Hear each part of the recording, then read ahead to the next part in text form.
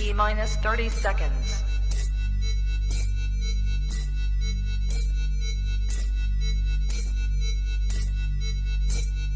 T-minus 20 seconds.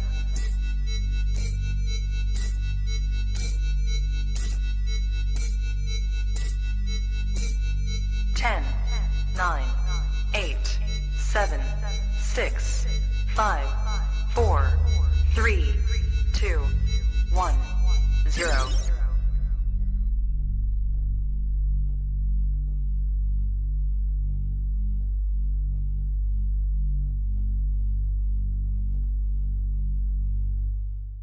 Shout out to USARK and all USARK members. If you don't know what USARK is, don't be ashamed. Just go ahead and click the third link in the description below. See what USARK is all about, okay? You never know when legislations are going to hit your backyard, so that's why it's very important to consider becoming a USARK member today. These numbers really do matter, and they look at it for consideration when it comes to battling legislation. So first and foremost, thank you, Phil Goss. Thank you to anybody out there who partners up and volunteers with USARK organization. Thank you for anyone out there who's a USARK member. And if you can't become a USARK member today, please talk about it on your platforms. Let your neighbors know, let all your pet stores know what USARK is here for, and it's here to fight for our animal rights. Thank you to every USARK member and USARK supporter out there. True.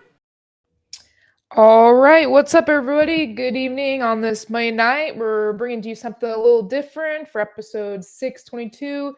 Me and Emilio will have on Quincy from Gecko Nerd tonight, talking about all the types of geckos, mainly crested geckos that he keeps, and then genetics, and kind of how it relates to what we do on the ball python side. So I think it's going to be a really great discussion. So I'm really looking forward to it. I'm going to bring up some other sponsors here really quickly. So we have the chipper for all your substrate needs. Go to thecocodude.com. Use the code TRAPFAM25 to get a percentage off your order. Best cocoa in the game. It's the only one I can use due to my allergies, Cocoa to go. So, of course, it's my favorite out there. So go to thecocodude.com. Then, of course, we got Blake with Blake's Exotic Feeders. We're all wanting to give our animals the healthiest and most quality food that we can. So on the quail side, Blake definitely has it going on. So go to him, tell him that the Trap Fam sent you, and he'll get you set up right with some quail for the animals. And then we'll also do the rice family reptiles. So they big dogs in the ball python game. So go ahead and follow them on Morph Market. They've also got weekly videos on YouTube. So go follow them, subscribe on there, and get tapped into all the content that they're having. They also have Channing with Reptico now. So go follow official Reptico on Instagram and get tapped into what she's doing on her side as well with the crested geckos and hognoses. And then we will finish it up with RGI for all your shed testing needs. So tell him that the came from the Trap family. He'll get you set up. Shed testing is a huge thing now in the ball python game in order to progress your project. So we recommend using RGI. And with that, I'll now bring on Emilio and we'll get started. What's up? Oh, What's up, Big E? Big C and Big E. Big C, Top G. What up? We got a lot of people in the chat. Yeah, tonight's Big G. Big Geckos. Big Gecko Geckos. night. Yeah. Now I'm super pumped. I like my geckos. So yeah. Yeah. Tonight's Quinn, Gecko Nerd. He was into geckos, crested geckos when nobody really, nobody was really into them. This guy knows he's a beast. He knows what he's doing. Been in the game 10 years. He's a really good friend of mine. That 305 is in the house. Guy's killing it in the game. It was time to bring him on. Yeah, I was super excited when you told him, and thanks for asking me to come on. I really appreciate that. I'm interested in learning more about the crested gecko market stuff. I do the chihuahuas, leopards, and knobtails, but I always listening. I've listened to a lot of crested gecko podcasts actually recently, trying to get up to speed a little bit and find out what they're talking about. So yeah, trappers out there, trappers, VUnifam, anyone in the chat, ask plenty questions. If anyone can answer them, is Quinn. Quinn has massive experience in this game across the board with many species. So I'm very excited to have him on. that said, we skipped how our weekend was. How was your weekend, Krista? Oh, pretty good. What did I do? I went to a local reptile show on Saturday, walked around, hung out with some people, wasn't vending, just kind of there, Which just one? hanging out. With who? Who? No, which one? Which one? Show Me Reptile Show in St. Louis. Oh, okay. Yeah, it's a You circuit. didn't see anyone juggling ball pythons, did you? Oh, heck no. Bro. Thankfully not. Dude, that's Bro, like these blowing old guys, up. man. These old guys. This guy used to be someone in the game, bro. Like what's going on, guys? Like we need to age better. Like we need to not do things for clicks. Like what the hell were you thinking, you idiot? I don't know. And he was like, "Yeah, I'm gonna put it on Facebook." Like, bro, my no. goodness. Like, PETA will be all over your ass. I mean, no respect for the animals. Nah. No common sense. My God, I've never seen something more stupid. I call it moronic. You know? Well, he's paying the price now, so got kicked off of Morph Market and kicked off, banned off Morph Market, kicked out of the show, banner cut, all his animals packed up for him. You know, the cops even escorted him out of the show. That's wild. Hey, you know, get the hell out of here, buddy. That just shows you in 5 minutes, man, your business goes like that. In 5 minutes, either it all ends or you become some wholesaler that's in the closet that no one wants to see again. I mean, shit. Wild. What else you want to talk about before we do the intro thing? We can say hi to people in the chat. Yeah, well, I had a show this weekend. Killed it. Your weekend too. Shoot, forgot. You know, killed it in Fort Walton. It was very kind of far. Drove a lot. Interesting weekend. Had a great animal fall into my lap from a great breeder that just needed to downsize a bit. Something I never expected. So yeah, I got an adult dry female yellowtail creepo. I'm super excited. Oh yeah, she's super tame. 5 years old. Wow. She's ready. She's red ass. You got mail ready for her? He'll be ready in the next 6 months. Yeah. Okay. Cool. Nice. That's exciting. That's 6 to 8 months. Yeah. Super dope. Where's Fort Walton at in Florida then? It's past Panama City Beach. Did I say that correctly? Panama City. It's very close to Alabama. I sold a few animals to customers that I met from Alabama. It's pretty cool. That's cool. That show gets Alabama people in Mississippi. They get the states that are around the Panhandle. Very different.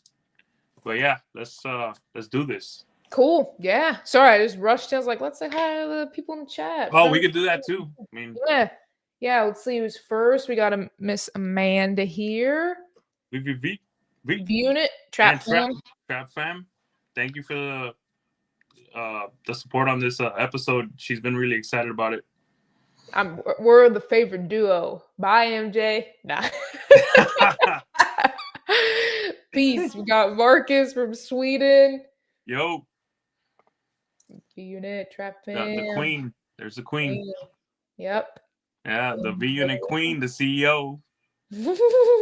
Besito pa ti. She's got, I mean, she'll be interested. She's got the Crested, so. Yeah. She loves Quinn. It's cool. We got Eric here. What's up, big dog? V-Unit double dipping. V-Unit double dipping. West Coast. Trap Fam. We got Greg. What up, Greg? Greg's got some Cresties too. V-Unit. Yeah. Let's go. He likes his Cresteds too.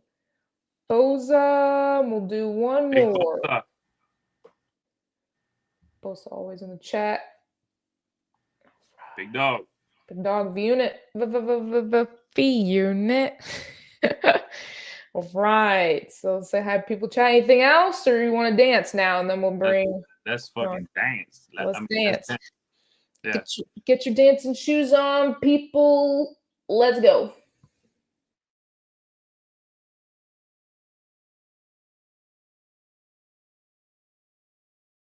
Good.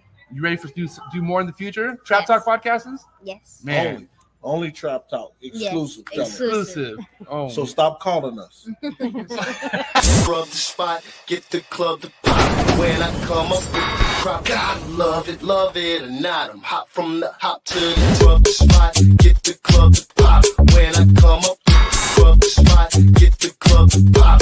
When I come up with the rub the spot, get the club to pop. When I come up with the rub the spot, get the club to pop. When I come up with everybody, we do it. Everybody, we do it.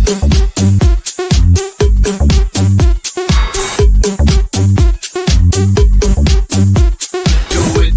Do it. Do it.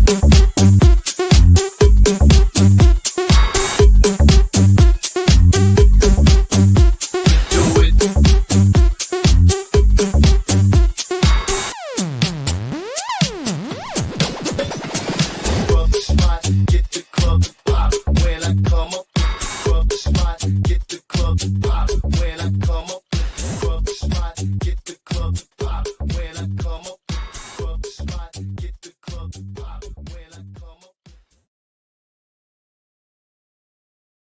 Alrighty. Let's go. Gecko Nerd, he's in the Matrix. Check He's it in out. the house. What's up? What's up, big dog? What's up? What's up? How you doing, man? Happy to be here. Thank you for having me. Yeah. We're excited to have you. You know, can't wait to get into the history of your 10-year journey into the geckos and the reptile world overall. Yep. Yeah. So, bro, introduce yourself to the Trap Reptile Network and everyone in the chat, man, and watching us live. So I'm Quincy. My company name is Gecko Nerd. Pretty much specialize in crested geckos, breeding high-end morphs of crested geckos. I also work with other New Caledonian species like gargoyle geckos, Leachianus, chameleon geckos, and I keep some other species too. But all geckos, day geckos, cat geckos, some different stuff. Yeah, we got Mike in the chat. Nice. What's up, Mike? Yeah. Oh, cool. Yeah. Yeah. Hey, so bro, tell us all how this started, man. Yeah. From the get-go, like from when you were a little kid. Like, because I know this passion started really, really, really early. Because you're a young guy, Yeah. right? Yeah, I'm 31. Okay. So let's hear it, man. I'm really interested. I've never asked you this stuff. For sure. Yeah, I mean, I got into animals in general, reptiles as a kid. I grew up in Miami. My dad was a big outdoorsman, a fisherman, hunted, all that stuff. So he would take me and the family out. We would go fishing in the glades, look at alligators, look at snakes, you know. My parents had pet reptiles as a kid. So I was always around.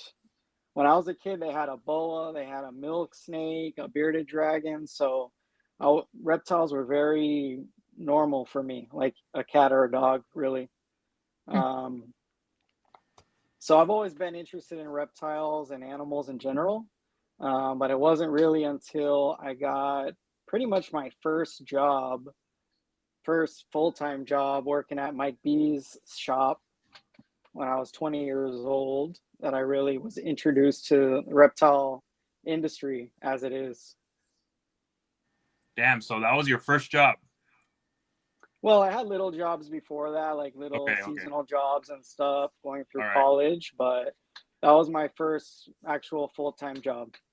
Yeah, so pretty much I alluded to that earlier. You've seen it all, bro.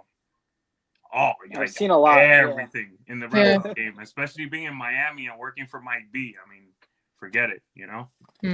So you're kind of brought into that like import game pretty early on, correct? Yeah. With that? Yeah, that's cool. Yeah, overhaul everything. Yeah, it's yeah. So what was that first animal that you got for yourself, man? Like that blew your mind, like, okay, this is it for me. I gotta start with this. My first crested gecko? That was it. That was the first. That was the first animal that kind of made it happen for you. Trying to think back.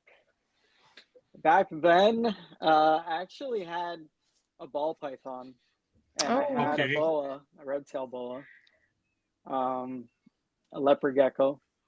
All were pets, but I think really when I got my first crested gecko, and I initially got 3 at once, crested geckos that I think I really was seriously interested beyond pets. Do you remember what they were, or back then did you have some of these names and these So genetics? we had no idea on the genetics back then, but I always and still am gravitating towards color, like bright color and just color that, you know, defies nature, right? So I think back then one of the first ones was definitely a nice tangerine gecko. It's just super bright orange. I had no idea I was working with tangerine at that time. But yeah, I was going for color and still am. Go ahead, Krista. I've kind of been. No, it's okay. No, I'm just listening to it. So what about the Cresteds made you want to breed them, I guess? What about them? Was it just the connection that you had with them? Like what made them stand out to you apart from the other species maybe? Well, I think initially just interacting with one at the shop was just being able to hold it very easily, just seeing how easygoing they are just to deal with as a pet. The care is pretty simple. It's not too scary to jump into.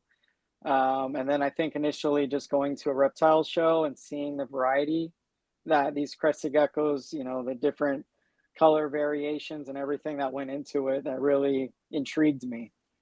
Okay. And at that time, when you kind of got into it, was there, like when you walk around the reptile shows, what were people mainly producing at the time? Was that crested geckos and ball pythons that we're seeing at most of the shows now, or? Yeah, I mean, back then, yeah, it was a lot of Okay. ball pythons, crested geckos, leopard geckos, and bearded dragons. Even when you got in, you would say you saw a lot of cresteds already? Not at the scale that we see now at shows, but I mean, as a staple pet animal, just alongside leopard geckos and bearded dragons and stuff, yeah. Yeah, there because was a I lot can of them tell there. you, when I look back, you know, I trying to remember that time. I think when I first got in, and I think when you got into cresteds, kind of, I remember seeing 3 times the leopard geckos that I saw of cresteds. Definitely. Yeah, remembering back.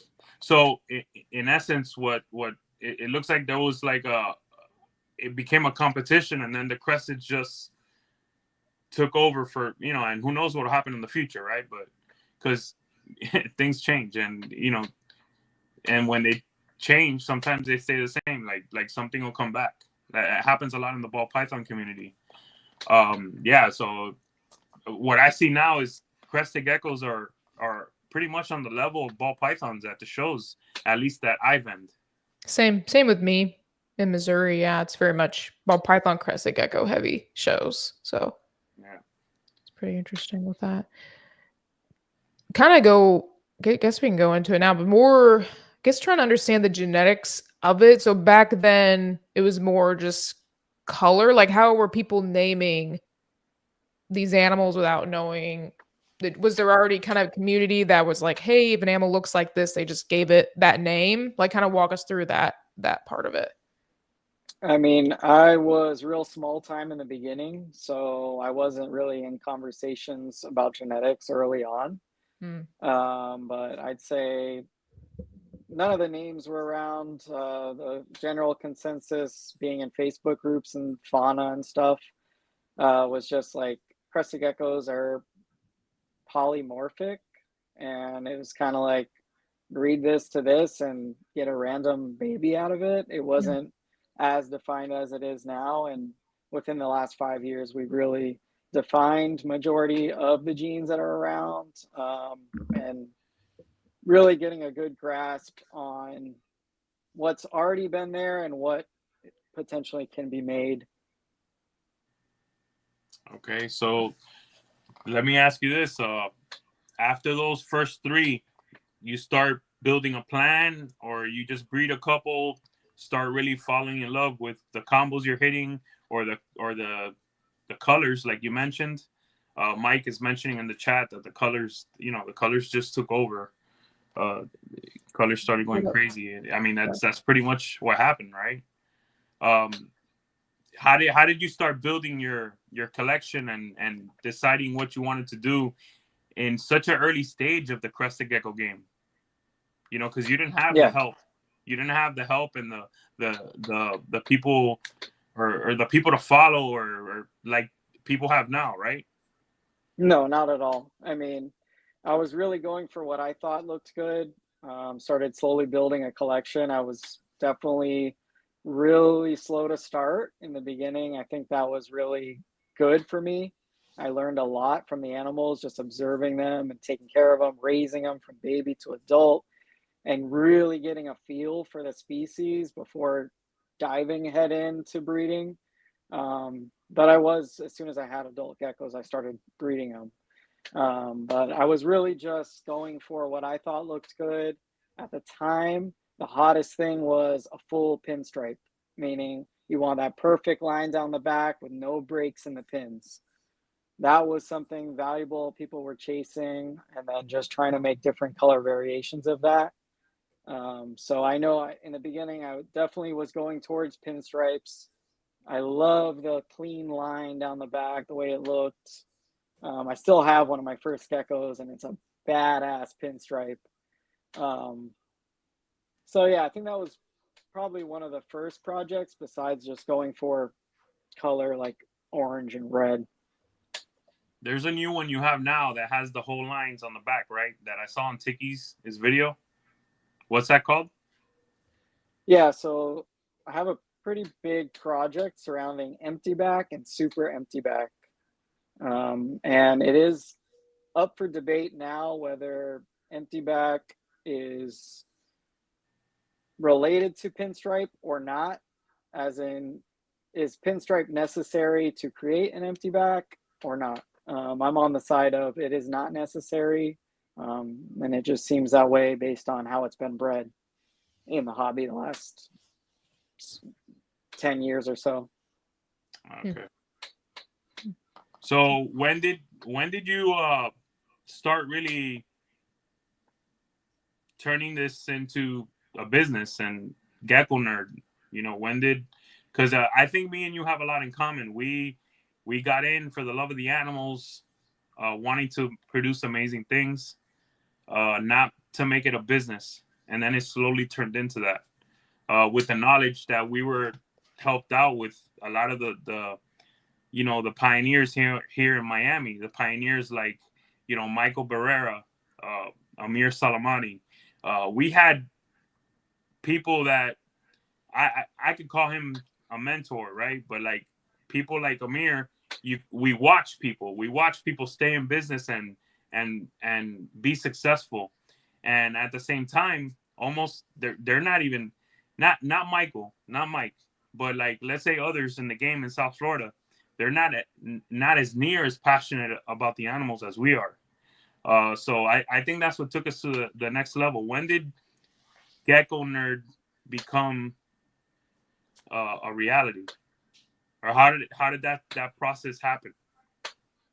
So the name actually came from Mike. He started calling me Gecko Nerd around the shop just as like kind of funny nickname.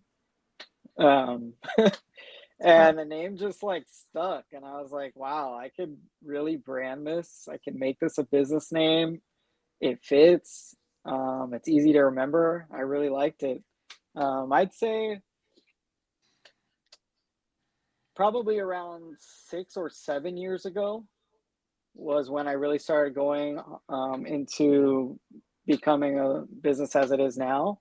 But I think within the last 5 years has really kicked it off. And how did that scale-wise go, clutch kind of wise? Like, was it smooth, or it sounded like in the beginning you were kind of slow getting into it, but when did those clutches really start coming in number, you think? Like, how far into it? And what do we call them, clutches? No. Just asking. Yeah, geckos lay a clutch of 2 eggs every Okay, I was Okay, like, okay. I've been caught. Hey, I want to learn, bro. year.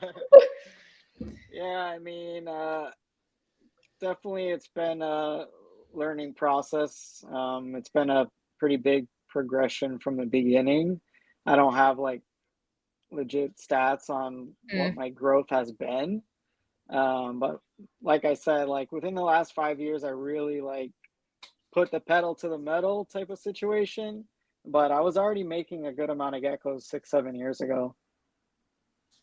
What would you say has been the most geckos you've produced in a year? Let's ask that. Is that a secret? It's okay if it is, bro. Because let me tell you, me and MJ joke all the time. During COVID, bro, I was that guy like expanding, and I was like, yo, I want to produce 100 clutches, bro. I don't want to do that shit no more. Really? Nah, man, I'm doing 80 clutches of ball pythons, and in the future, I want to do my colubrids a little bit. Let me tell you the other species, and then if I see that works out really well, maybe I'll drop the ball pythons a little bit to 60, you know, and make it manageable, because bro, it's a ton of work, man. Yeah, Even doing it full time, bro, it never stops, you know. Yeah, man. I mean, every year I've actually produced more and more. I'm still going upward. I won't say the actual number, but yeah, I think I'm a very high producer. Yeah, no, I've told all my buddies, bro, you kill it. You're doing great, even in what we would call a saturated market, correct? Thank you so much. I'd say, yeah, it definitely seems to be saturated in a lot of areas, but I don't know. There's niches to crested geckos, and some of those parts are not saturated. There's a lot of demand to meet. Yeah, well, yeah. There's definitely a demand. The animals are selling.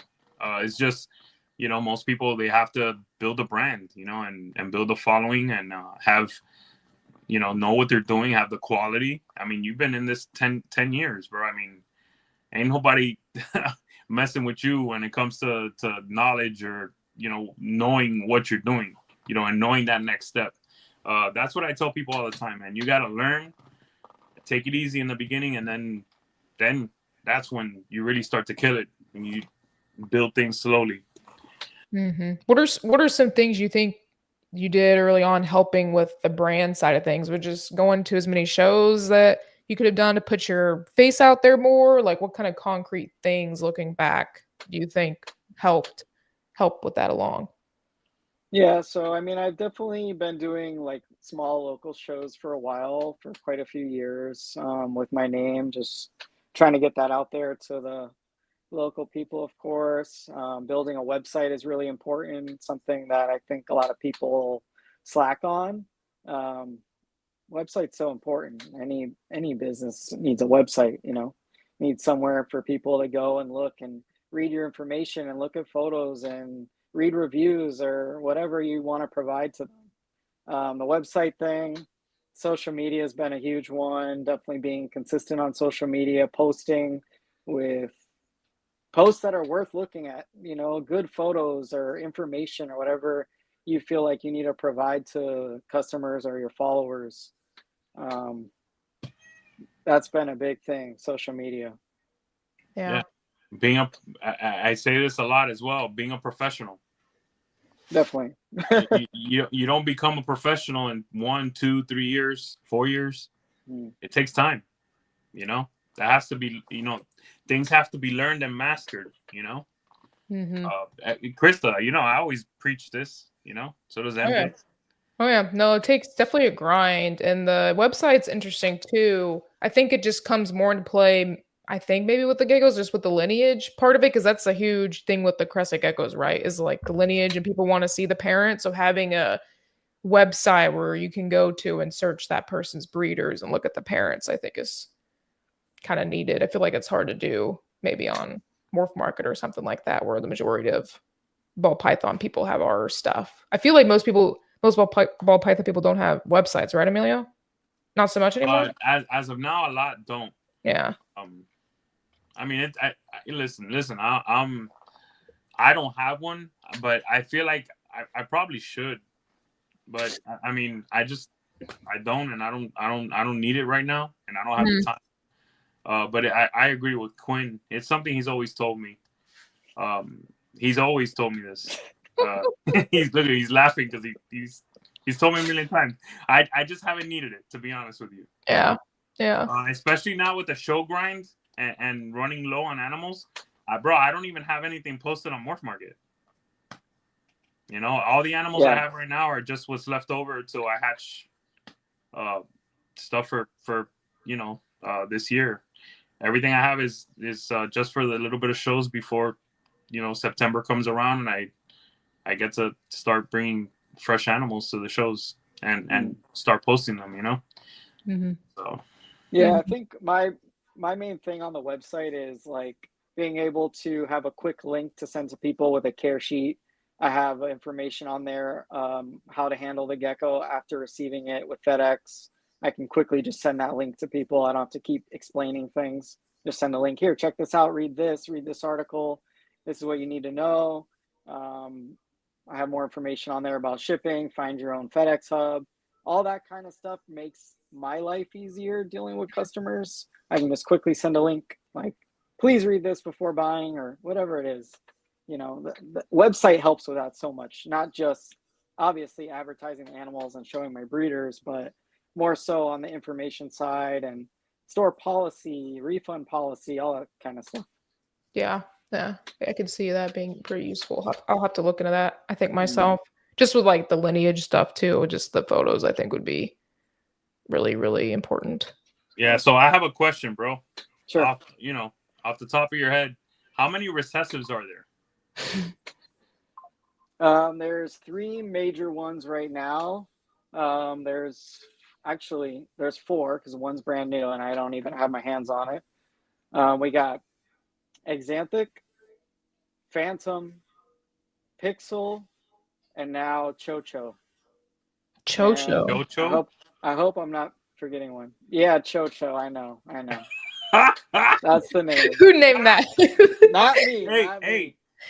Not a Spanish person. I don't even know what that is. Not a Hispanic person. No, I'm gonna have to go name look for that after this episode. I've never heard of that. Is that It's a Spanish brand name or word? Yeah. What's it mean? Nothing.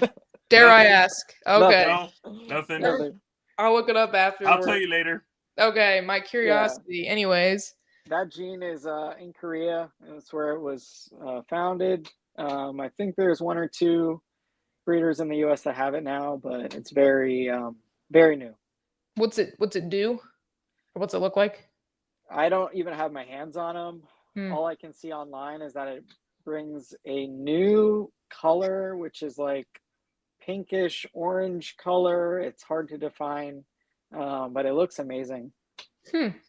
That's so. When, and I might have missed it, but how long has it been in the U.S. for? I think just this season.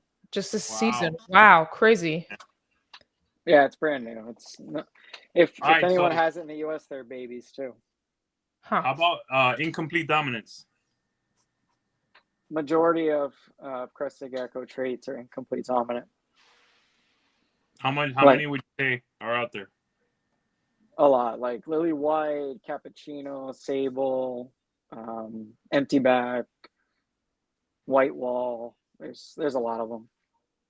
Okay. What about the tricolor? Tricolor is actually, tricolor is Confusing. describing the color. It's not really describing the genes at play necessarily, because you could have like a tricolor Lily. pinstripe, tricolor lily. Harlequin. Yeah. Okay.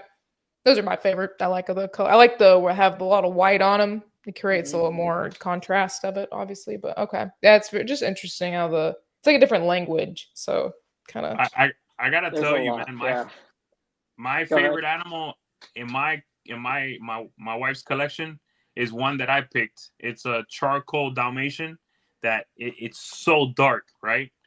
I want an Exanthic eventually from you, in the future. I like dark stuff, so I'm kind of, you know, using what I like in ball pythons, kind of in crested geckos.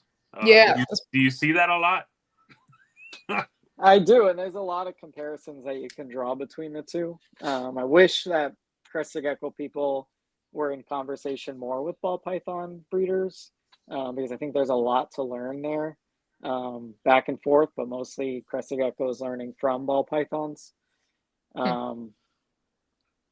Yeah, there's so many comparisons to draw between the morphs.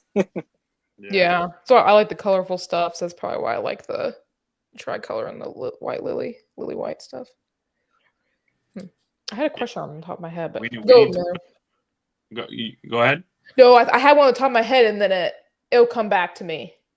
Oh, no, it'll come back. Sorry, no, I had it, and then I lost it. It'll come back. Okay, so Quinn, what's that combo that is driving all you guys up the wall right now in the gecko world, where everyone is like, oh my god, I want to make that, something that's super expensive, something like that is like the DG Exantic clown in the ball python world?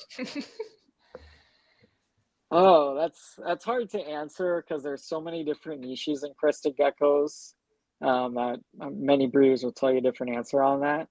I can tell you what's really hot right now, that a lot of people request and ask for. It's going to be cappuccino combos, cappuccino with lily white, because it creates a really high contrasted animal.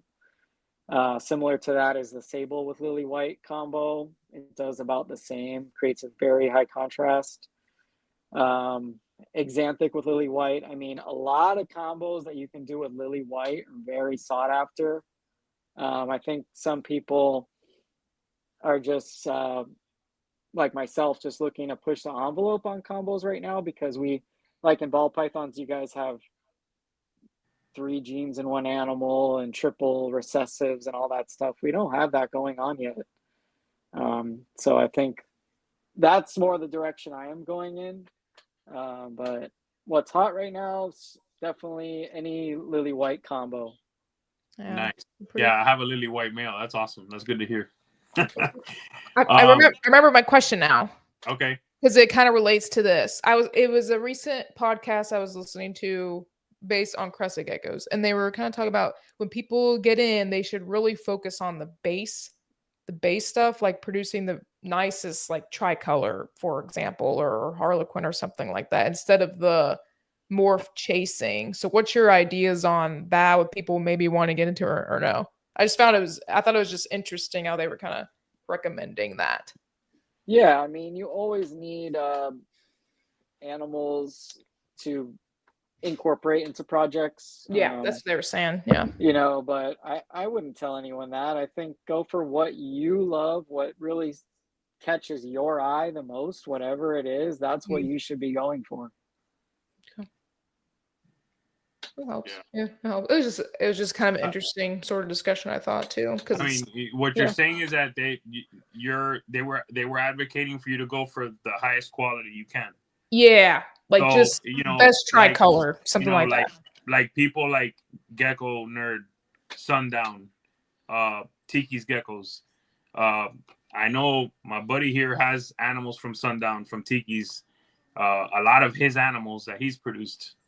That's building quality from the beginning. It's the same. I mean, it's what we've all done, right, Quinn?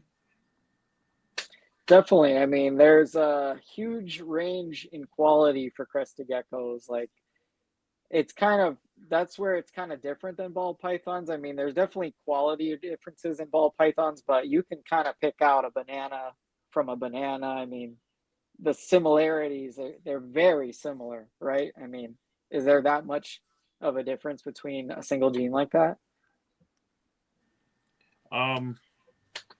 Not so much with a banana. Just as an example. Yeah, but like, but yeah, line breeding, even with ball pythons, I think a lot of ball python breeders frown on line breeding, but like, it's made me very successful.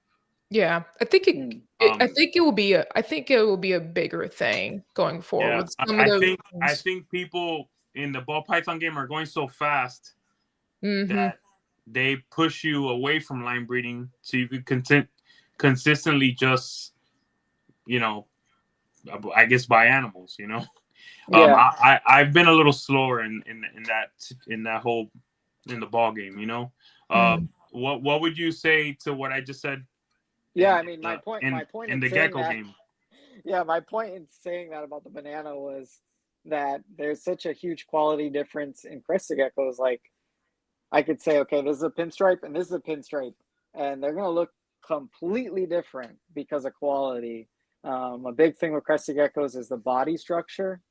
We really are trying to go for great structure, right? We want crested geckos with big diamond-shaped heads, long crest, thick body, muscular looking, nice thick tail, proportionate eyes that are not bulging out of the head. You know, all those things go into quality. So yeah, you definitely want high quality to start breeding. Is you know, I've heard Mike talk about this as well, the crest and everything. Would you say that that's because the animals were too line bred? I think people just not selectively breeding for the structure and maybe sacrificing structure for certain genes and stuff like that is why that happens. We also have very popular genes like cappuccino that actually came from a wholesale breeder in the US, and obviously they're not chasing quality, but that gene started with them. So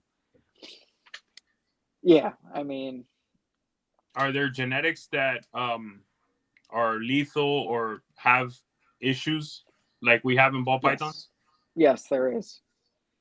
There's the super cappuccino develops health issues before reaching about a year old. So it's pretty frowned upon to breed for super cappuccino. Pretty much the animal is not going to live a normal life past a year old. We also have the super lily white. That's lethal. Pretty much the babies, they don't hatch, and if they do hatch, they live maybe a day or two. Yeah, I remember hearing about that. Yeah, you told me about that. Yeah, and we do have something similar to like spider, where there's a wobble, but it's not 100% of the time. It's just in certain lines, certain lily whites are known to have it, but it's being more phased out as people stop working with those lines. Was it determined to be an inner ear issue too, or like the ball python side, or is that not known? Not that I know of. Okay, so just maybe it's a neurological thing. Okay, it could be neurological. I don't have any to find out myself. Okay, so talk to me about white wall. Yeah, white walls are incomplete dominant. It affects the pattern. We have whiteout and we have white wall. White wall is basically the super form of whiteout. Whiteout is basically, traditionally, it's a white block of pattern on the side of the gecko's body between the limbs. And it'll be very low expression on whiteout. Two whiteouts will make white wall, which is basically like a white block all the way across the side of the body. People love that, right? I mean, that I think that's very desirable. Correct me if I'm wrong. You've hit exanthic white walls already, or no? No. Okay. I have white pattern in my exanthics, but not what I would say is white wall. Okay, I remember that. Yeah. Yeah. So traditionally it's white or cream colored. But now that we have like certain enhancing genes like tangerine, seems like we can change that color to be orange or pink.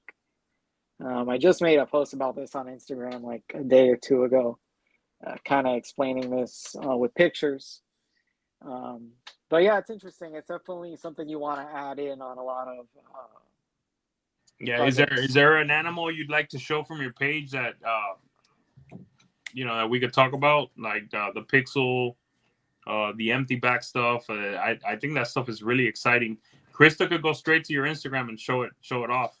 Yeah. You could kind of go through it. Yeah, and Yeah. explain it to you could explain it to the audience a little bit. Sure. Yeah. I mean, you could pull anything from there. Yeah, let me pull it up real quick. Give me just a second. Okay.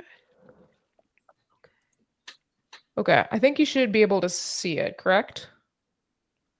Yep. Yeah. So just she'll scroll down and you pick the animal you really want to talk about. Like that animal right there with that busy pattern. I love that. This? Yeah. I like that too. What is that? Yeah. Was that the one you were talking about, Emilio? Or No, the I was yellow talking one? about the left. The Oh, you're first talking one about on the left. Oh, see, I was talking about, I like that one over right. Yeah. This one? We could talk about that. Yeah, that's crazy to me, man. So that's a new project. I'm calling it Static. What it is a phantom. So far, it's known that this freckling that you're looking at, it's not Dalmatian spots, it's actually freckling in pattern. Mm-hmm. As it's known now, it seems to be a combo of phantom, tiger, and pinstripe, and it kind of creates like this really busy freckling.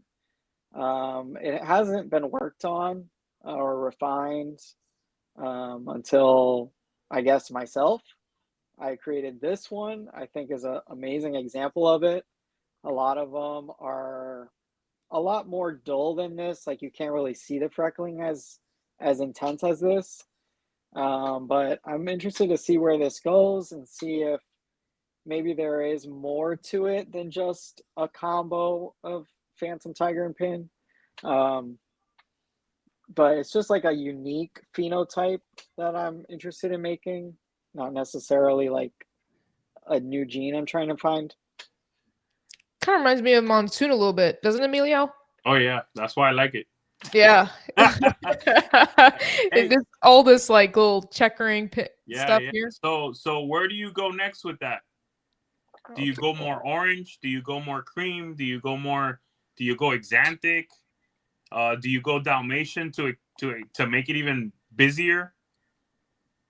So I wouldn't go Dalmatian because I'm really trying to separate speckling from Dalmatian spots. Mm-hmm. Like there's a distinct difference there. With this, pretty much all of my animals in the project are yellow base animals. I don't have any red or black or anything like that yet. So I am interested to make more colors of them. But as it is now, I'm just trying to intensify the speckling to the ceiling. Yeah, that's what I would do. Yeah, that's what I want to see. Yeah, yeah, that's dope, man. I like it a lot. Thank you. Yeah, this is a very exaggerated version of what they normally, at least most of the ones in my project look like. This one's just like a great example of that. Yeah, that's something you don't really see out there at all. I like that. This is like super cool. Like I love what it does to the head. So that's the sable lily white that I was talking about earlier. That's very sought after at the moment. So sable and lily white are both incomplete dominant. So that's the combo. It brings super high contrast like that. Obviously, against the lily white is stark white for the most part, and then it kind of leaves the face and head dark, or the base color of the gecko.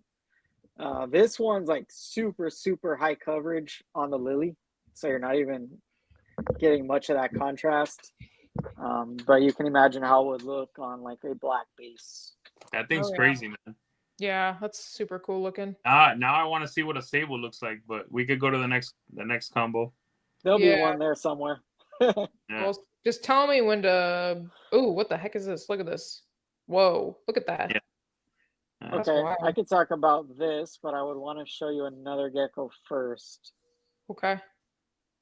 Okay. If you, keep scrolling down.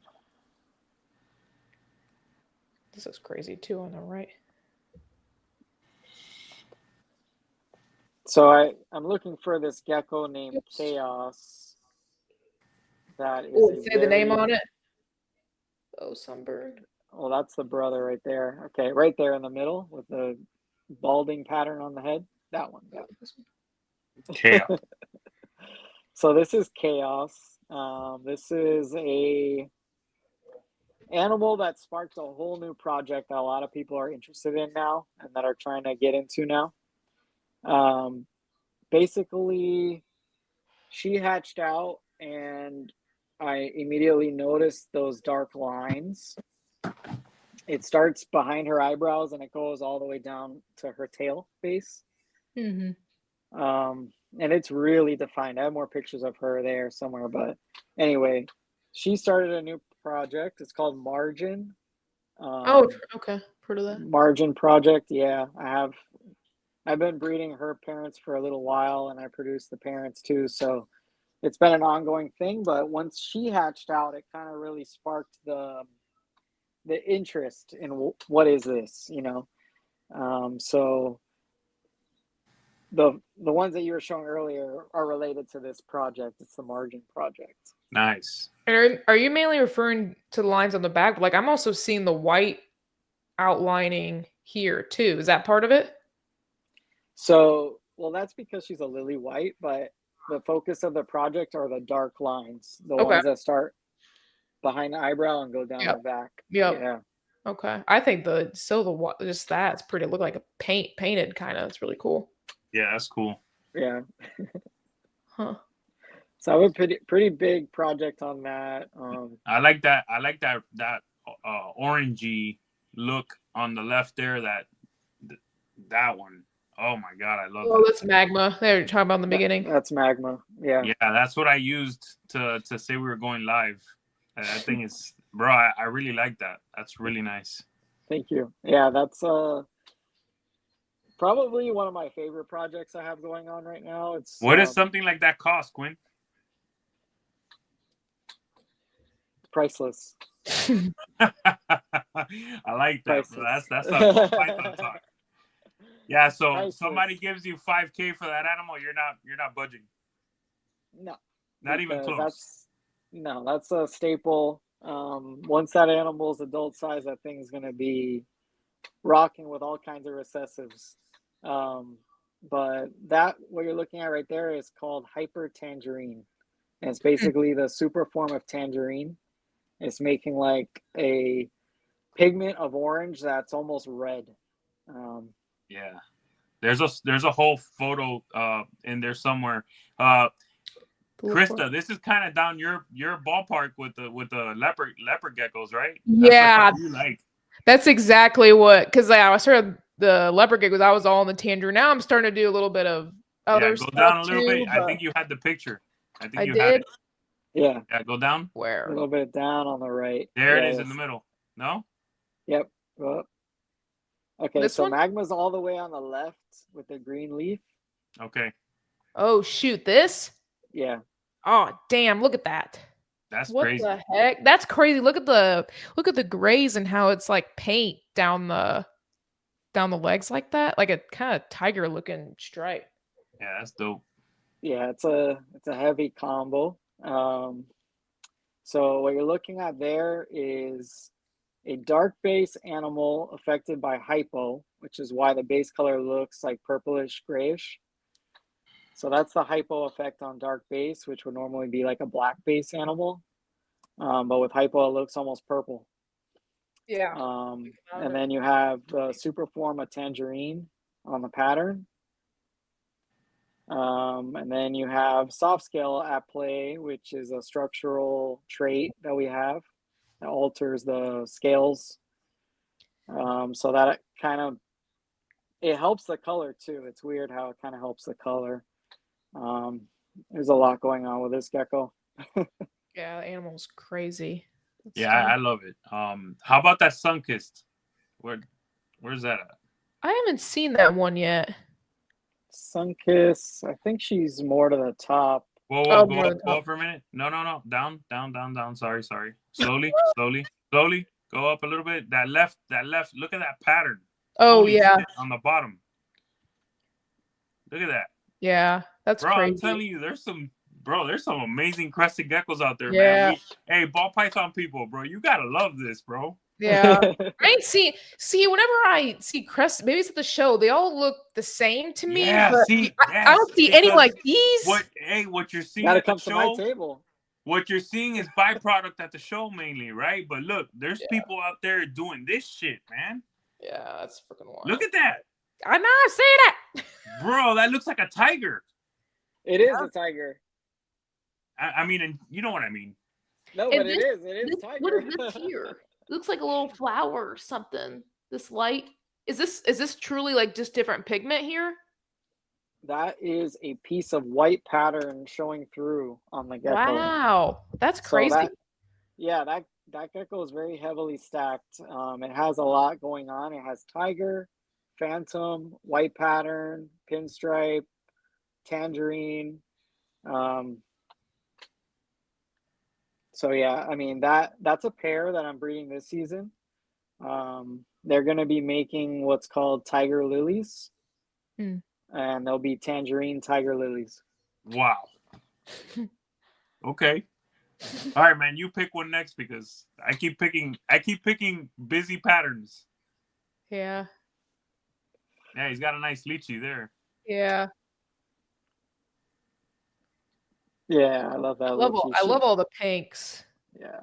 Yeah. She's not breeding yet, but I do breed lychees, kind of just going for the high color on them, but I also do like locality specific ones. Yeah, we haven't even got into the lychees and the gargoyles yet. Shoot. No. And whatever that is, educate me. I don't know what the hell that is. That's another species from New Caledonia. So they're from the same area that crested geckos are. It's called a chameleon gecko. The scientific name on that is Urodactylodes symmetricus. That's like the rarest type. There's 4 types of chameleon geckos. That's the rarest type. And that's the type that gets pastel colors, like how you see it there. Normally they're like a darker green. Cool. Yeah, it's cool. I love them. They're so cool. You're breeding those then? She was talking about them. You're breeding those too? Yep. I just got babies actually a couple weeks ago. So excited. Yeah. Yeah, this is pretty too. What do those go for? Purple. The symmetricus? The chameleon geckos. The chameleon geckos. That specific type is the rarest type. Those, I mean, big anywhere money. From 700 and up normally. Okay. Yeah. They're rare. That's yeah, cool. That's a cool little setup there. Yeah, that was the mama with the eggs. Those hatched already. Oh, yeah, they're cute. Tic Tac size, yeah. Yeah, they are. They literally look like Tic Tacs. Crazy. Anything else? Oh my goodness, what's this? Red empty bag. Wow. Yep. Explain that one to us, Quinn. Yeah, so empty back. Basically, if you look at the dorsal line on the gecko, you see the pinstripes going down, and you see the middle. Normally, the middle of that pinstripe, if it was not an empty back, it would be filled in with cream pattern, like how you see on the edges of the pins, right? If that wasn't an empty back, it would be completely filled in. But what empty back does is it erases the pattern color on the dorsal, and the superform erases it, fully erases it, and even the top of the head. So what's in this one exactly, other than empty back? So this is a red pinstripe empty back, whiteout soft scale. Wow. A lot of the empty backs and stuff that we see now are commonly like a darker color. There's also some yellow ones out there, but red is pretty rare. So that's why I'm really trying to focus on red this year, and pink. I have to say, for me, I like the darker empty backs that you that were in the Tiki's video. Yeah, definitely the black ones. For me, I like black, darker melanin, higher melanin animals. For me, that animal I showed in the video is on the page too. It's on the top somewhere. Yeah, we could go to that one. Yeah. Oh, there he is, right there. Oh, this one. Black one. Yep. Yeah, wow. That's crazy. That's crazy. Yeah, just a contrast. It's a beautiful animal. Yeah, that's a holdback. Black empty back, very heavy white pattern. The parents are insane, but this just blows the parents out of the water. Yeah, his name is Onyx. He's the one I showed in Tiki's video. Oh, Yeah. it's And then the mom, I like the mom better. But again, you know me, I'm not a Crested Gecko guy. So, but the mom, I like the mom better. Yeah, the mom is a super form of empty back. That's the super empty back. Okay. So I'm hoping to be able to do that with him. But what's good about him is the amount of white that he has. That's crazy too. Or he likes Dalmatians. Yeah. I like the ones with all the coloring. Yeah. The red dots in there is pretty cool. Yeah. Yeah, that's a nice animal. Yeah. And is there something you want to show, Quinn? Oh wow, look at that. Yeah, I love that. Dog, hey, I want you to know you also take amazing pictures, bro. Yeah. Hey, I have to say, thank you. I have to say, me and you, we're vets in this game, bro. I take big time pride in my pictures. I think me and you, we got that picture game, bro. I'm trying, man. I'm trying. Yeah, I mean, I just want to be able to depict the animal as it looks, as I'm seeing it. You know, obviously make it look good, professional photos. Yep, no filters. Let's go. No filters. Just trying to show them exactly as they look. Oh shit! Oh, that's a mainland. Damn. Yeah. So years ago, I got a mainland Chihuahua from Europe. And when I got it, it was like this big, little baby, and it was brown. And I'm sure you know, because you work with Chihuahuas, that they don't hit adult colors till about a year old. Yeah. So once that thing got to a year old, it was solid red. Wow. I've not seen a mainland like that. No, you never do. And back then, you really never saw that. So anyway, I ended up breeding her, and this is the offspring. This is the daughter. That's beautiful. Yeah, I love the colored stuff. Cool. Anything else with the pictures? Anything you want to show, big dog? You know, at all? Yeah, just let me know. I'm happy to show anything that catches your eye, but if you go to the top of the page, we'll have like some more pair photos for this year's pairs.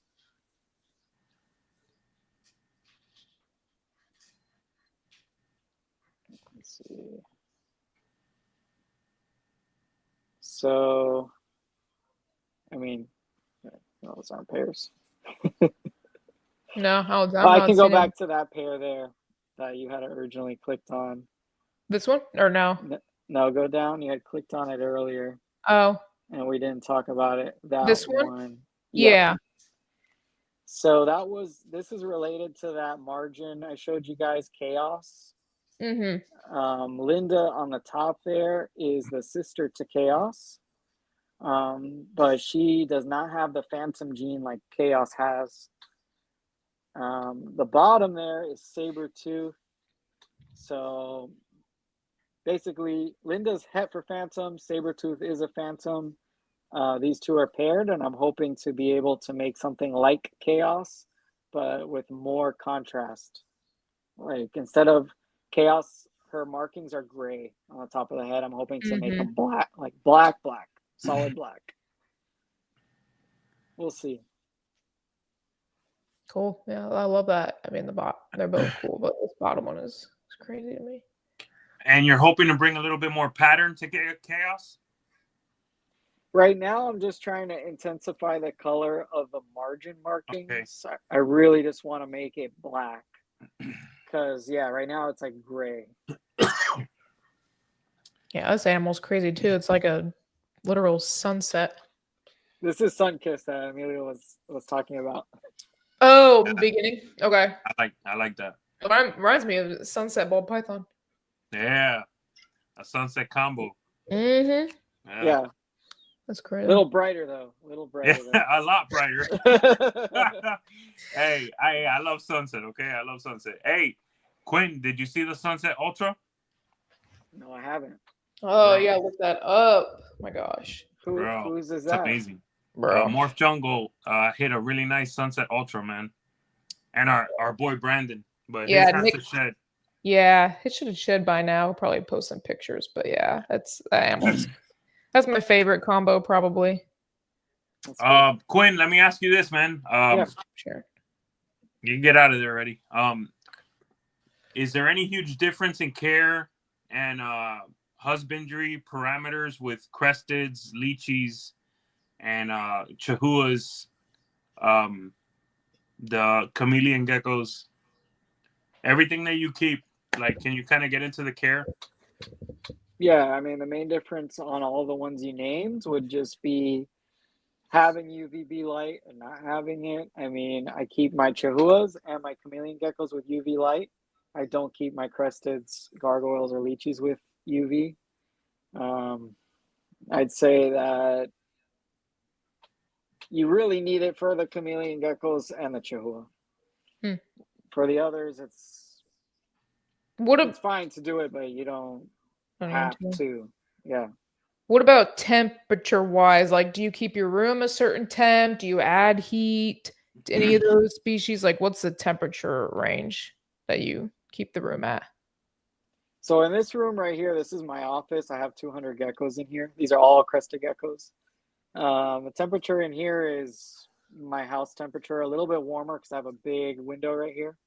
So it's probably like 76 to 78 in here all the time. But at my facility where I have all my species and all my geckos fluctuates between 77 and 80. So it's a little bit on the warmer side. Okay. A little bit warmer. That's for everybody. I do notice a difference in appetite when it's warmer. Obviously, they're a little more jumpy too. But care-wise, there's not much of a difference besides like diet and stuff. Obviously, the leeches eat 10 times more. The chameleon geckos, the chihuahuas, the gargoyles eat more insects than the cresties do, even though I do a lot of insects with my crested geckos. Care is very similar. They require a lot of the same things in the cage, climbing areas, hiding areas. They need humid hides to shed out properly. But yeah, they're all very similar in care. Why would you say the others need UVB? Are they more of a diurnal gecko? Well, it's just through me watching and observing them and seeing that the chameleon geckos and the chihuahuas do come out to bask. They will come out as soon as the lights go on. Within 20, 30 minutes, they'll be out there sitting under the light on a branch. And I just didn't really notice that with the crested geckos. The leeches, same thing. I mean, they can benefit from a small heat source. But the chameleon geckos and the chihuahuas, I definitely observe them basking. Okay. Yeah, man, I keep my cresteds at 70 degrees all the time. Is that too cold? Are they eating? Yeah, they eat. Yeah, they eat and they produce. Then I'd say they're fine. I mean, that is on the colder side. I always recommend that customers at least 75. But if they're doing well, then they're doing well. People do keep them a lot colder than I do. Okay. Yeah. All right. Christy, you have any questions? I have a few. I don't know if they're not super on topic to this, but I guess I can ask them. The first one with the pictures, because I've heard some grumblings when people would do this. Do you take pictures of the animal fired up and then not fired up? Because I feel like I've heard a lot of people kind of doing stuff with pictures and all that. And I don't know if customers would get the animal, it's not fired up, and they get like upset because it doesn't look like the photo. So how do you go kind of about that with the animals and be true to what they actually look like? Yeah, that's a really good question. I mean, personally, I don't like to show my geckos unless they're fired up. Yeah. You're not seeing what's there. You're really not. You're missing a lot of the animal when they're not fired up. Sometimes customers do ask me for pictures unfired and fired just so they can get an idea. But that's really for certain things. Like when we have hypo at play with crested geckos, we're making animals with purple base colors, with pink base colors and stuff. So those really, you want to see them fired versus unfired in that way. But my goal with photos is always just to kind of depict exactly what the gecko looks like in front of my face so that when the customer gets it, they're happy. That's exactly what they wanted. Okay. Okay. I mean, for me, I would say that I ain't sending no picture of a ball python in shed. I mean, it's pretty much the same thing. You want to send a picture of the animal at its best, right? Yeah. For me with Exanthics, what do I always tell you guys in the group? Listen, I'm going to send a picture of an Exanthic in its first 10 days of its shed cycle. You know, I'm not going to send a picture when it's at the end, when it's not at its best. You know, bottom line, I fully agree with Quinn. I mean, I want to see the animal at its best. I'm making decisions here, you know? I mean, yeah. I don't, you know. That makes sense. I don't know. It was something I was listening to, and then the customers were like getting upset because the animal was like on fire. Maybe they just didn't know about. I don't know. They just felt like, so I just thought it was interesting. Quinn, what's the future of the crested gecko market, man? Me and you, we talk a lot on the side. You know, much like I say on this podcast all the time, it's survival of the fittest. People that learn their craft, people that become professionals, are the people that are going to make it. The people that listen, the people that have an open mind. And what do you think about the future of the crested market? And, you know, lychees and chihuahuas, you know, everything that you pretty much work with. I think specifically for the crested gecko market, it's only up from here. I think the quality is just going to continue to get better. The morphs are going to become way more advanced. There's going to be way bigger combos and all that stuff. I think for the people who choose not to educate themselves on genetics and learn about the morphs are going to be left behind. But I think it's only up from here on the crested geckos. Yeah, how about the other stuff like chewies? your pink lychees? I know. Hey man, listen. I know cresteds are your. I like to say this. Your number 1, 2, 3, 4, and 5, right? Yeah. Everything else is 6, 7, 8, 9. But what do you see overall, man? Like, I mean, for me, I don't like lychees. Yeah, too big. They scare me. I'm gonna go Big E. I'm gonna go Big E Top G right now. I think they're ugly. They bark and stuff. No. They freak me out. I think they're ugly, and I think I've heard they bite. They'll mess you up. Yeah. You know. I don't know, man. I ain't interested, bro. The chihuahuas, I think they're cool. The chihuahuas are cool. I think those chameleon geckos are cool. Cresties, listen, man. Quinn, you know me, bro. Krista, you know me. I'm a snake guy, bro. Yeah. 100%, right? Like, bro, I got crested geckos now a little bit, bro. I like them. They're cool. Hey, crested geckos are freaking cool, man. They're cool. They're really cool. Yeah, I feel there's a lot of variations that we're kind of seeing. Sorry, Krista, I didn't bring up leopard geckos. Sorry. I don't like that big fat tail, bro. I don't like it. I know some people don't. They're coming back. They'll come back. There's a lot of stuff that can be done with them too. So you got recessives, and you know a lot of it's polygenic, so you can create different stuff. It's not for everybody, but I like them. I'm not a leopard gecko person. I hate to tell you, but they're just not the same to handle. I don't know. Yeah, but I think they got nice eyes too. I mean, I don't know. They're pretty smart and pretty personable. So I like that. Like they'll come up to the front, interact with you a little bit more too, I think. That's true. Definitely. I mean, to go back to what you're saying, Emilio, I think the same thing can apply to gargoyle geckos. There's a lot that hasn't been done with them. Patterns. Those are cool. Those are cool. They just don't fully do it for me. They're cool though. I think we're still like in the really early stages on morphs and stuff with gargoyle geckos. I think lychees will stay where they're at, being a higher end niche. It's like basically trying to compare a bearded dragon to a monitor lizard, if in that way, if that makes sense to you, like crested gecko to lychee. They'll continue to be great in their niche that they are. The chihuahuas, I'm not sure on. Personally, I like chihuahuas, but they just don't do it for me. I watch the market on them, and I just don't understand it fully. But hey, a lot of people love them. Yeah, I think a lot of that very unknown about them too, and how like the white collar works with like the lineage, because you can get pretty high white collar animal from parents that aren't white collar, but if it's back in the lineage, it can express itself. So I find that interesting. But also, yeah, I was listening to that to somebody last night. He was showing one that was fully white collar. Then he showed the parents and not much white collar there. So yeah, it's Quinn, we got a question in the chat. How do you get ready to go into your breeding season? How do you prepare your females, your males? You know that whole thing. In ball pythons and snakes, we feed. There's food cycling. We're making sure there's enough calories in that animal. Some people cool them down. Like, what do you do to get your production going, your breeding season going with the animals? So, I mean, once females are done laying for last season, they cool down and give them about 3 months off.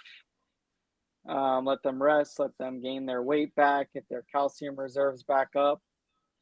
The only difference would be, I guess, just a little extra calcium for the females, but I still care for them exactly the same way I care for them all year long. Still feeding them as much as possible, supplementing them as much as they need, and all that stuff. I mean, just staying on top of your animals. They should be well fed year round, not just for breeding season. Okay. Yeah, I've heard a lot of kind of discrepancy of that, because at the shows, sometimes the people who sell the Cresteds will be like, "Oh, they don't need bugs as a positive for people buying them." I mean, I've heard it at the table next to me as like a pro compared to, say, a leopard gecko that needs the insects. But listening to breeders and stuff like that, they really do need the insects. I mean, if I walk into my local pet store, it has a big sign on the Crested gecko. It's like, we don't need live bugs. You can just do Pangea. And it's like hard to see that because, that's clearly not correct. Yeah, I can see it on your face. And this is like a small local pet shop doing that.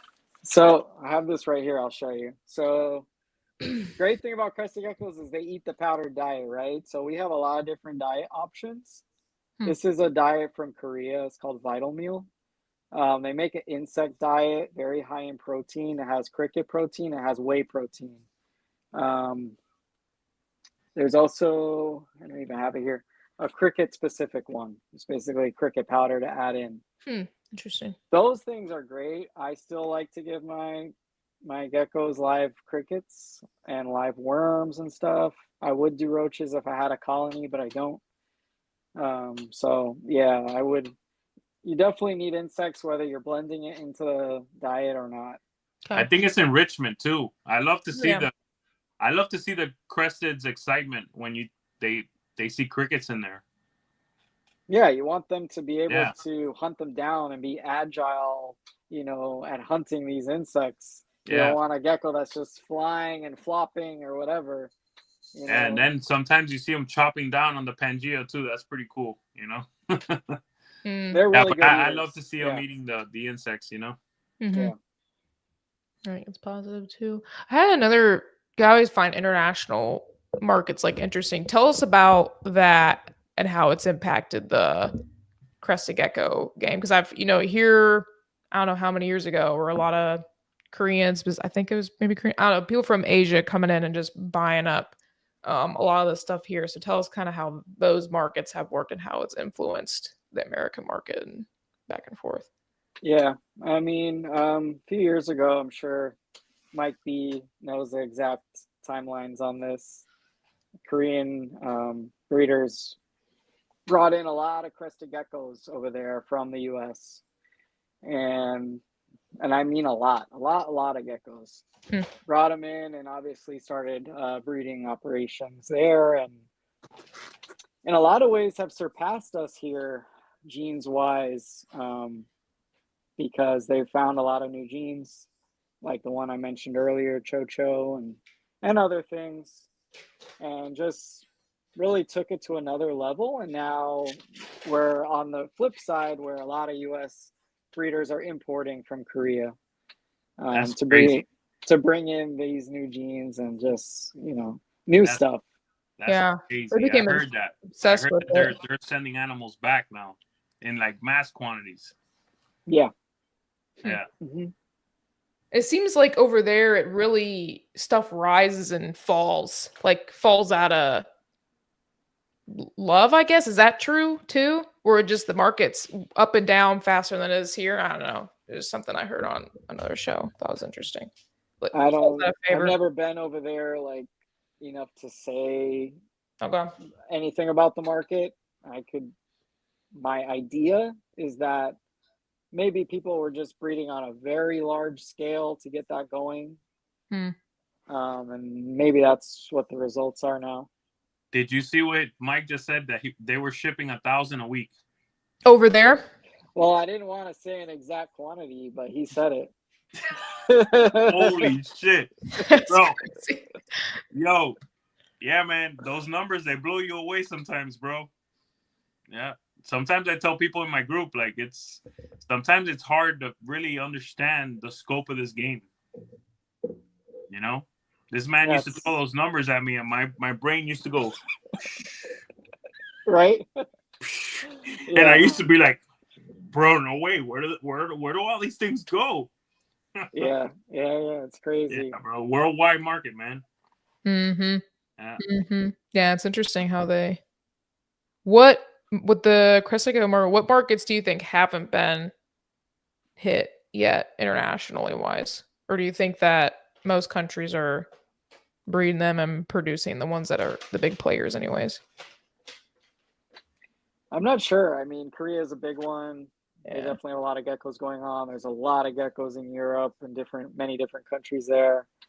Amazing geckos in Europe. I don't know. I think maybe Central and South America probably would be an untapped market. Maybe Mexico, maybe, or they. I know they're in the ball python. They're kind of getting there. Japan's doing a lot of ball pythons. Are they doing crested geckos? I don't know. Okay. Yeah, I wonder, getting into another topic, I wonder what all these tariffs are going to do to reptile importation and exports and shit. This is it. It's let me tell you, it's a interesting time. Well, I mean, it could be a good thing for U.S. breeders, at least in the crested market, where a lot of people are bringing in things from Korea at half the price and reselling them here. That could be a good thing for us. I don't know. Yeah, we'll see what all these tariffs do to the international market. It's gonna affect everything across the board. So maybe certain countries will be, yeah, there's gonna be deals made. There's gonna be deals made for sure. Yeah. Let's see what happens. Yep. Be interesting. Yeah. Because it looks like there's a worldwide phenomenon where even we're all protecting our. Me and Quinn talked about this. Recently, we're all protecting our markets. And we're looking out for our markets now. Geopolitically, the world is doing the same thing. So yeah, man, it's gonna be interesting. Mm-hmm. Yeah. All right. Hey, we never went to the commercial, Krista. Oh, you want? Yeah, I can play it. Sometimes, play it. Sometimes he plays it at the very end too, but yeah, I can go ahead and play just a little break. Yeah, let me find it real quick. Sorry for the interruption, folks, but a quick word from our sponsors. Diversity when it comes to a reptile diet, I feel like is so important. So this is why I'm proud to announce today's sponsor, Blake Exotic Feeders over in Florida. What is up, everybody? Blake here, the owner of Blake's Exotic Feeders. We have all quail available at all times, produced here at my ranch from button day old, from Coturnic day old, all the way to extra large Coturnic quail. If you guys have any questions, DM on Instagram. Appreciate the support, you guys. Make sure you guys hit me up. We have all the quail, like I mentioned, and everything is shipped right here from my house. If you want the #1 quail sent to your doorstep and more importantly fed to your reptile, no better company than to go to than Blake Exotic Feeders. #1 quality in quail, hands down, and I gotta tell you, my reptiles love it just as much. It'll give you a peace of mind to know that these quail are grown on his property and it's not bought third party. Head over to his website, Blake Exotic Animal Ranch, to place your order, or you could just hit him up directly on Instagram. Let him know that the trap sent you and he'll take extra good care of you. Thank you so much, Blake, for supporting the trap, and also thank you so much for sending me top quality homegrown quail for my animals. One of the things I love about being a part of the reptile industry is all the learning, okay? Learning can be fun, and I can prove that to you. Thank you so much to today's sponsor, it's Gary Scavino over at GS Reptiles. I highly recommend you head over to his YouTube channel, follow all this man's content when it comes to learning about rare species of snakes you could be keeping in the hobby, and also just finding out how easy a lot of these rare species of snakes are to keep in general. So thank you so much, Gary Scavino of GS Reptiles. Again, head over to his YouTube channel. Also head over to his Instagram to be on top of all of his current work and be ready for a big year over at GS Reptiles. Thank you so much, Gary, for your ongoing support. I really appreciate it. Cheers. Sorry for the interruption, folks, but a quick word from our sponsors. One of the things I love the most about the reptile world is reptile businesses that are family oriented. I love the Rice Reptile family. Rice Reptiles have made quite the name for themselves over the last couple of years, rebranding themselves and also bringing amazing cutting edge, front of the line ball python projects that you must check out. Again, make sure you head over to their website, ricereptiles.net, Rice Family Reptiles on IG, to give them a follow, see what they have coming out. You can catch them vending at all major NARBC shows, Southeast Reptile Expo. A lot of great stuff coming from this family. So again, thank you so much, Billy, John, over at Rice Reptiles. If you're in the ball python game in 2025, you know what you should be doing with your sheds, and that's turning them in to get them tested. That's right, no more POS hets, no more 66% hets. We can find out directly through today's sponsor, and that sponsor is Rare Genetic Inc. Thank you so much, Ben and Sean over at Rare Genetic Inc. Head over to their website, raregeneticinc.com, and head over to their YouTube channel and make sure you subscribe to their YouTube channel. They put out a video every Wednesday to update you guys on new current events over at RGI. But I got to tell you right now, very excited to continue my partnership over at Rare Genetic Inc. Head over to their Instagram account. Make sure you follow them on Instagram, subscribe, hit that notification bell on their YouTube channel. That way you're current on new announcements and anything that they got to update you with. Again, thank you so much, Rare Genetic Inc. RGI, you guys are the best student in the game. All right, we're back. Chrissy, you got a topic or a question? Are there any like other species you're looking at adding, or you just want to focus on, you know, the projects that you have and develop those a little bit more? Yeah, so I would like ultimately to have all species of New Caledonian geckos. There's quite a few that I don't have. Otherwise, that's not New Caledonian. I am acquiring electric blue day geckos. I like those. Those are, yeah, I'm thinking about getting a pair. Yeah, they're cool. They're amazing. They're so cool. I've been, yeah, go ahead. Neon day geckos and morning geckos. I have 2 types. I'm missing 1 type. Okay, very cool. I like the electric blues. I was listening to a lot of Frank Payne stuff over the weekend and watching his room and stuff and how he was going through that. And I don't know. I've always kind of liked them, but I think they're super cool. And they're endangered in the wild, which is interesting to me because they're pretty easy to breed in captivity from my understanding. So I don't know. Yeah. They were over collected at one point. Okay.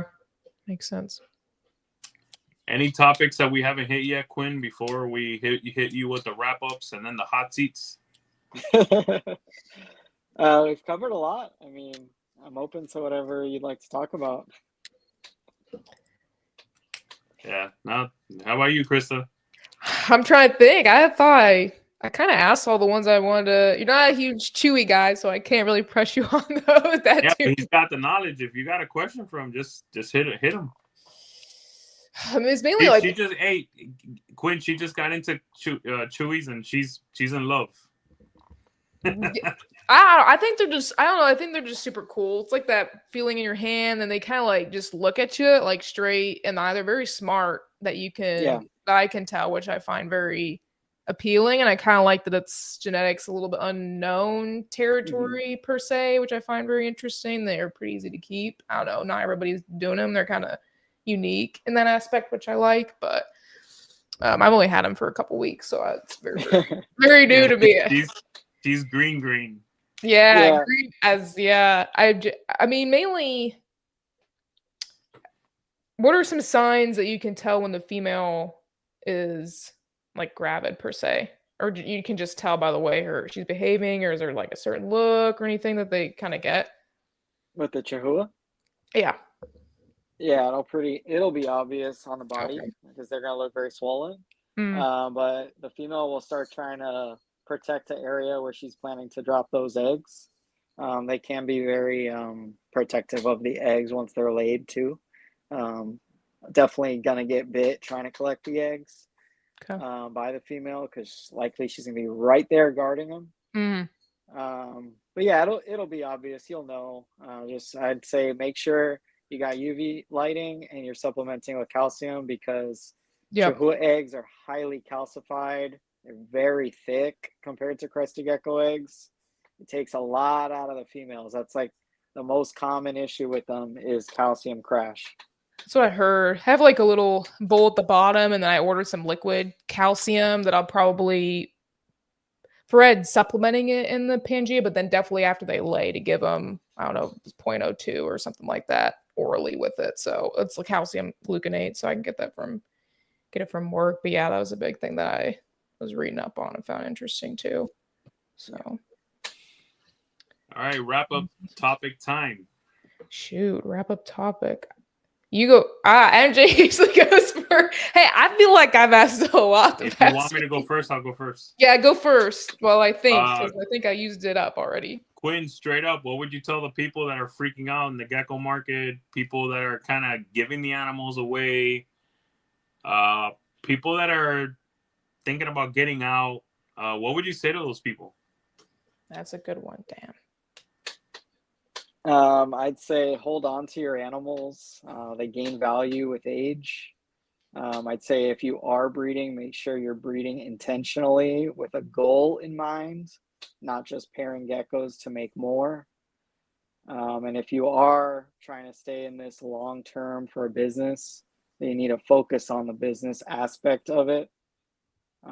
Building your name up, building the quality, it takes time. It's not quick. It's not easy. Yeah, branding, and quality. And you take care of your people, man. Take care of your people. Build your community. Yeah. Yeah. Build your community. Build your passion. Get people. Make it bigger than when you found it. And I think we've done that. Your turn, Krista. If you could go back in your journey and change one thing, what would it be? I would have never bought all those exoteric cages. Okay. Wasted all my money on these glass terrariums and converted everything to tubs. So that was the biggest one. Had my setup ready from the beginning. Okay. It's mostly tub. And even your breeders are in tubs too? Mm-hmm. Wow. Okay. See, that I didn't know. Is there a specific size? I like the 52 quart tubs for pairs and groups. But there's a lot of options. I have some that are like equivalent to like a tall 20-gallon tank. But they're tubs, sliding drawer tubs. Cool. No lids. Lidless. Everything lidless. Nice. Cool. Good to know. Very cool. All right. Krista, you go first this time. Yep. Okay. This is how it goes. When you come in for MJ, you go first. Yep. And then I go second. Yep. And then when you're with MJ goes first. I know. Okay. I got my stuff ready. All right, let's go. Okay. Right.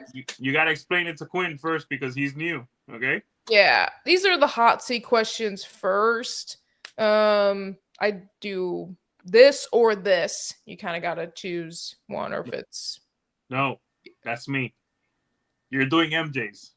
I know, but he does like steak or fish. I mean, then you're okay. like. All right. Just making sure.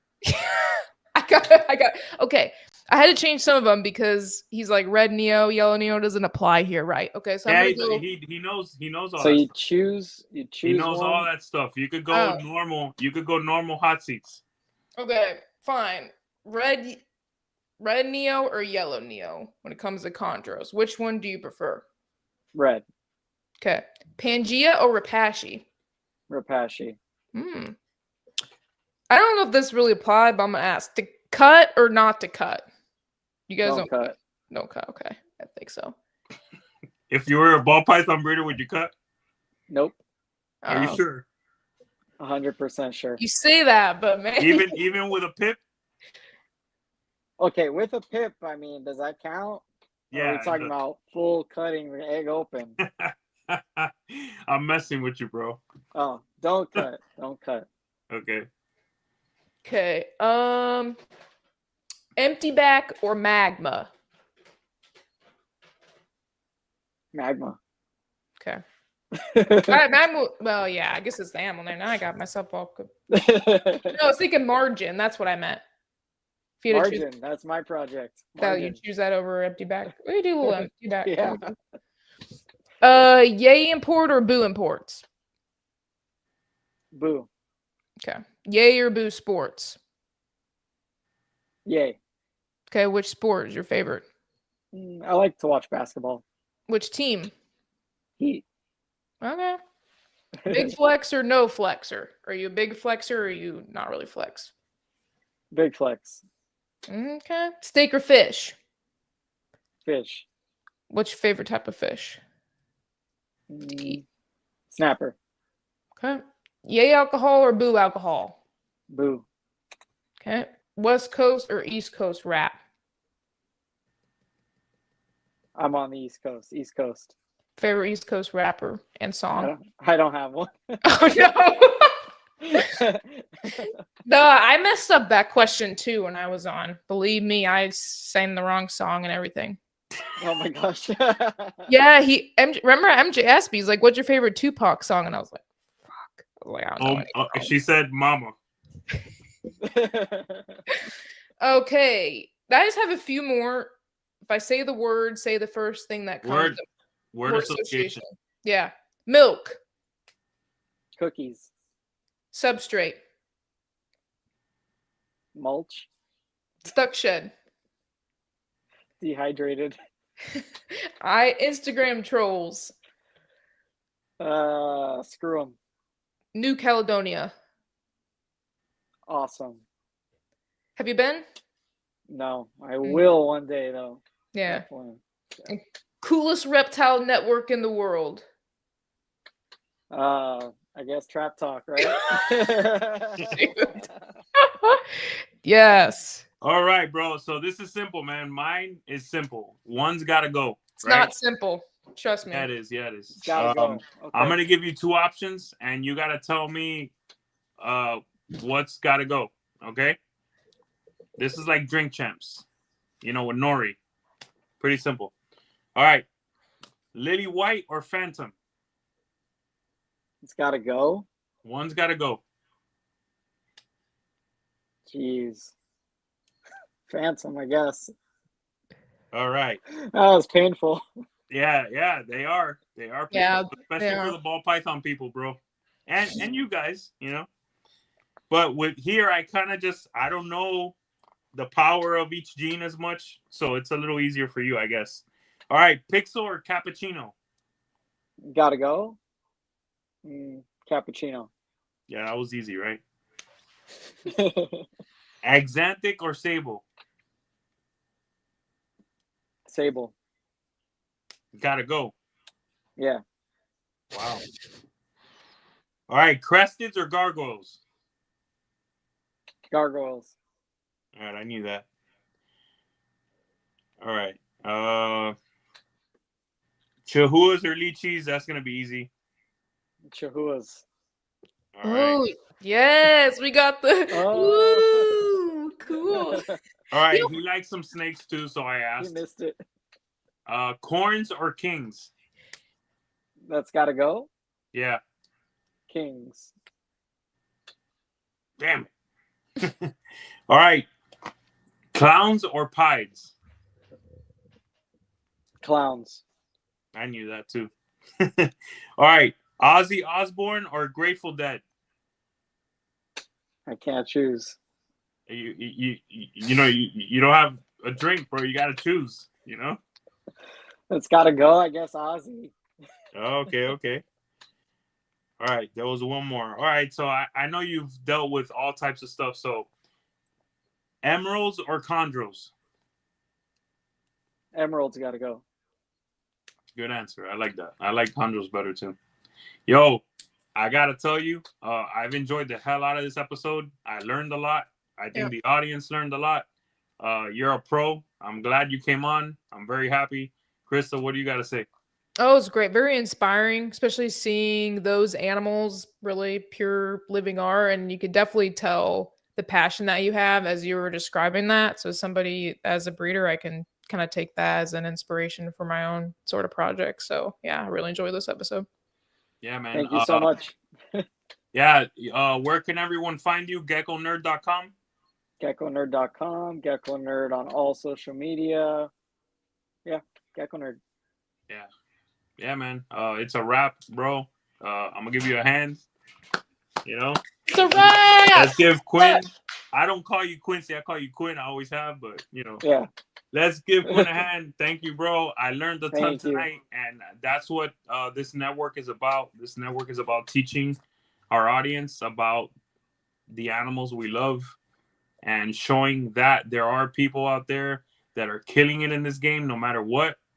And you know, thanks, bro. Thank you guys so much. It's been a Yeah. lot of fun. Thank you. Yeah. Yeah. Good night, bro. Yeah. Nice meeting you. I'll see you Nice to guys. meet you. All right. Take them off now. I'm gonna put you backstage. All right. Yeah, Quinn's awesome, bro. Yeah. I'm excited to meet him in person when I move to Florida for sure. Yeah, let me tell you, we had a nice crowd for being Crested Geckos and Geckos in general. I'm very proud of that. You know, great job, Big C. Yeah. Big C, Big E. No, I told him backstage before he came on. It's. I mean, most of our followers are ball python, so I see it kind of on my show too. It's difficult sometimes to bring, the ball python people in for other species, but I think it's better for the overall network as we branch out into the other. Yeah, but I gotta say, I saw people in the chat that have ball pythons and have geckos. Yeah. No. Again, I think we did a great job in bringing someone that's really, on top of it, Yeah, I was walking around, like I said, the local show here, and some people had mentioned that they were going to watch the episode and that they were really excited. My friends who mostly do crested geckos were like, yeah, you're going to be on with Gecko Nerd on Monday. I was like, fantastic, cool. So I know they were, excited to watch and look up to him as well. So, yeah. Yeah, so what's MJ got going on tomorrow? He's got Marshall and he's got Brandon Wheeler. Yeah, I think they're talking about emeralds, right? It's not the chondros this time. I think it's the boa. Yeah, Brandon's off. Tree boas. Check out All in the Tree Tuesdays tomorrow. It's a wrap. All right. Good night, everyone. Thank you for coming and sharing your night with us. All right. Let's go.